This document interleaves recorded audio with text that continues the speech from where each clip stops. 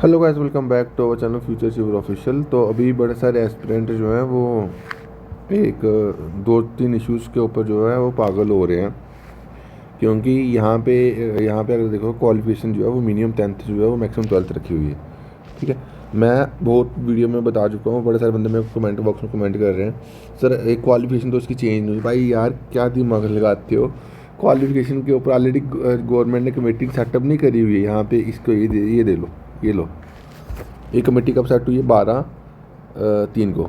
ठीक है, ये यहाँ पे आप टर्म ऑफ रेफरेंस देख लो, तो review the minimum and maximum qualification criteria. ठीक है, ये यहाँ पे एक आ गया।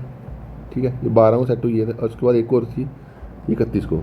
ठीक है, तो यहाँ पे भी लिखा गया to examine the existing roles and functional. यहाँ पे इसके MTS, ये जो क्वालिफिकेशन, ये जो कमेटी थी, इसने क्या करना था, जो रोल्स हैं MTS के वो जो है वो देखने थे। ठीक है, और करंट स्किल लेवल जो है जो चाहिए था वो उसको रिव्यू करना था। तो अभी MTS की जो क्वालिफिकेशन है वो अंडर जो है वो जनरल एडमिनिस्ट्रेटिव डिपार्टमेंट के अंदर जो है वो रिव्यू है। ठीक है, तो इसलिए बार बार बोलते रहता हूँ कि यार इसके रिगार्डिंग जो है वो ग्रेवियंस लगाओ। इन पर्सन अगर आप विजिट कर सकते हो उसके लिए विजिट करो, ताकि आपकी ये जो क्वालिफिकेशन की कैब इस लद्दाख एडमिनिस्ट्रेशन ने हटाई है, वैसे आप भी हटवा लो। थोड़ा एफर्ट कर लो यार, MLA से मिलो। ऐसा कुछ नहीं है, ये आपका मसला रिजॉल्व नहीं हो सकता, बट कलेक्टिव एफर्ट चाहिए। मैं 100 बार वीडियो में बता के जो है वो बता चुका हूँ। ठीक है, तो ये चीज़ आपका हो गया। ठीक है, मैक्सिमम बंदों को डाउट जो है वो क्लियर हो गया होगा। अब दूसरा डाउट जो आ रहा है बंदों का, आपको मैं बता दूँ, ये देखो, ये जो है ये मैंने जो ग्रीवेंस पे लगाई हुई है। ठीक है, यहाँ पे MTS के रिगार्डिंग, तो यहाँ पे मैंने लद्दाख एडमिनिस्ट्रेशन के अभी चीज़ें बोली थी। तो अभी ये भी जो मेरी ग्रीवेंस है वो अंडर रिव्यू है। आप भी ये ग्रीवेंस लगा सकते हो जो समाधान पोर्टल पे। ठीक है, अब आते हैं नायब तहसीलदार के कोर्ट केस के ऊपर। ठीक है, तो नायब तहसीलदार के कोर्ट केस से क्या हुआ? ठीक है, अभी मैं आपको बता दूं कि इसमें जो पोस्टें वेकेंट हैं डिपार्टमेंट में, रेवेन्यू डिपार्टमेंट में कितनी पोस्टें वेकेंट है, ये डाटा पिछले साल का है, 23-25 का। ठीक है, तो यहाँ पे नायब तहसीलदार की जो है वो टोटल 85 पोस्टें वेकेंट हैं। अब तो ये बढ़ के आई थिंक 100 के राउंड भी हो चुकी होंगी, क्योंकि ये तो पिछले साल का डाटा था, अभी तो ज़्यादा पोस्टें होंगी। पटवारी की 693 पोस्टें वेकेंट हैं। ठीक है, ये पटवारी की पोस्टें वेकेंट हैं। आप 10-10 20 पोस्ट ऐड कर लो, ज़्यादा ही ऐड कर लो। ठीक है, और MTS की जो है वो 697 पोस्टें वेकेंट है। ठीक है, तो इतनी सारी पोस्टें जो है वो डिपार्टमेंट में वेकेंट है। ठीक है, तो ये डिपार्टमेंट को ज़रूरत है, बट इसके लिए अभी रिव्यू करा गया है क्वालिफिकेशन का। यहाँ पे क्वालिफिकेशन का भी दिखा देता हूँ, कहाँ गई क्वालिफिकेशन, क्वालिफिकेशन कहाँ गई। अब दो चीज़ें हो सकती है इसमें। ठीक है, दो चीज़ें जो है वो इसमें हो सकती हैं।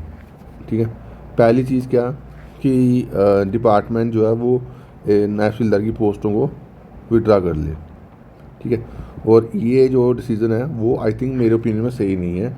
ठीक है, जो बंदे तैयारी कर रहे हैं वो कहाँ जाएंगे? तो दूसरा ऑप्शन ये हो सकता है कि जो है डिपार्टमेंट जो है फाइनेंशियल कमीशन रेवेन्यू जो है डिपार्टमेंट जो है वो JKSSB को ये बोले, ये आपको एफर्ट करना पड़ेगा कि आप जो है वो उसमें अगर क्वालिफिकेशन जो चेंज करनी है नोटिफिकेशन में, आप सिर्फ अमेंडमेंट कोरिंडम डाल दो कि उसकी क्वालिफिकेशन जो है ये रहेगी। ठीक है, तो उसके बाद जो है वो आप इसका जो है वो चाहे आप अब जो बंदे एलिजिबल होंगे, आप 1 महीना लगा के जो है उनको एलिजिबल फॉर्म भरवा लो। ठीक है, उसके बाद जो है वो एग्ज़ाम करवा लो। ये ऑप्शन जो है, जो मैं आपको बोल रहा हूँ कि अगर फाइनेंशियल कमीशन रेवेन्यू JKSSB को बोले कि आप क्वालिफिकेशन जो अभी हमने चेंज करी है वो रख लो, उससे क्या होगा कि जो कोर्ट केस का इशू है वो आपका रिजॉल्व हो जाएगा। ठीक है, और शायद वो जो कोर्ट केस वाले हैं वो भी जो है ये विड्रा कर लेंगे। उन्होंने इसी के लिए जो है वो केस करा था। ठीक है, तो अगर ये चीज़ जो है, अगर फाइनेंशियल कमीशन रेवेन्यू जो है वो ये कर लेगा, तो जो है आपका कोर्ट केस रिजॉल्व हो जाएगा। और अगर 1 महीना लगा के अगर बाकी को भी अपॉर्चुनिटी मिल जाती है, ठीक है, तो उसके बाद जो है वो एग्ज़ाम भी हो जाएगा। इससे क्या होगा कि जो है रिक्रूटमेंट जो अभी डिले चल रहा है इसका नायब तहसीलदार का, वो डिले भी खत्म हो जाएगा। तो ये आई थिंक ये सोल्यूशन जो है वो सही रहेगा एज़ कम्पेयर टू पोस्टें विड्रा करेंगे तो उसके बाद जो दोबारा रेफर करेंगे, दोबारा एडवर्टाइज करेंगे, वो बड़ा लेंथी प्रोसेस है। सबसे शॉर्ट मेथड ये है कि ये चीज़ अगर कर लेगी डिपार्टमेंट, तो इसके लिए एफर्ट करना पड़ेगा। जो भी जिन्होंने तैयारी करी है इसके रिगार्डिंग एफर्ट करो। ये मैटर बेस्ट है कि आप फाइनेंशियल कमीशन रेवेन्यू JKSSB को बोले कि जो अभी क्वालिफिकेशन रखी है उसको रख लो। उससे क्या होगा, कोर्ट केस का भी जो है वो नल एंड वॉइड हो जाएगा, और जो है शायद वो पिटिशनर वाले भी विड्रा कर लेंगे। तो ये चीज़ विन विन सिचुएशन है सबके लिए जो बंदे तैयारी कर रहे हैं, ठीक है। बाकी आप देख लो क्या करना है, अगर लटकाने जाते तो भाई आपकी मर्ज़ी है, ठीक है। हाँ, इसमें एक और चीज़ जो है वो आप लोग इसके रिगार्डिंग डिपार्टमेंट को बोल सकते हो, जैसे यहाँ 60-40 लिखा हुआ है तो एटलीस्ट 50-50% जो है वो कर दे, ताकि जो बंदा डायरेक्ट रिक्रूटमेंट के लिए तैयारी करे तो वो उसके लिए अपॉर्चुनिटी जो है वो खुल जाए। बट यहाँ पे इन्होंने ये चीज़ अच्छी करी है कि पटवारी की पोस्ट इन्होंने जो है वो 100% जो है वो रिक्रूटमेंट के थ्रू जो है वो फिल करी है। और ये पोस्टें आई थिंक आप इस साल एक्सपेक्ट कर सकते हो पटवारी की पोस्टें, ठीक है, क्योंकि रिक्रूटमेंट रूल्स चेंज हो गए हुए हैं तो अब कोई इशू नहीं है, ये पोस्टें नहीं आ सकती, ठीक है। बट आपको कलेक्टिवली एफर्ट करना पड़ेगा, ठीक है। तो बाकी अभी के लिए इतना ही। Thank you guys, love you all.